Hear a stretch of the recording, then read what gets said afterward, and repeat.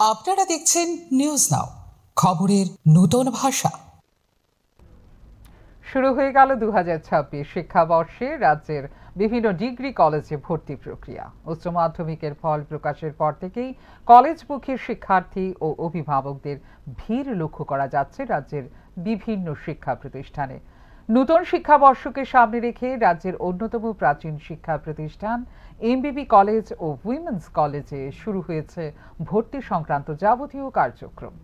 ভর্তি প্রক্রিয়া সম্পর্কে বিস্তারিত জানতে কলেজে আসছেন বহু শিক্ষার্থী ও অভিভাবক। কলেজ কর্তৃপক্ষের পক্ষ থেকে অনলাইন আবেদন, মেধা তালিকা প্রকাশ এবং ভর্তি সংক্রান্ত বিভিন্ন বিষয়ে শিক্ষার্থীদের সহায়তা করা হচ্ছে।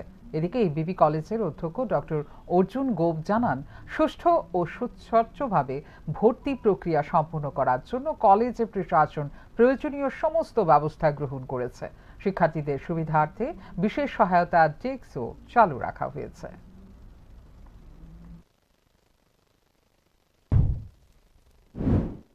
মহাবিদ্যালয় কলেজে আমরা এখন বর্তমানে বসে আছি। তো সেখান থেকে আমি কলেজের অধ্যক্ষ ডক্টর অর্জুন গুপ বলছি।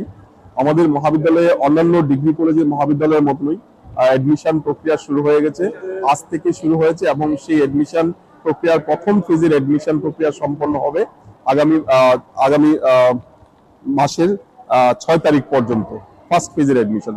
এখানে আমাদের মহাবিদ্যালয়ে বর্তমানে 11,878 জন অ্যাপ্লিকেশন জমা দিয়েছে।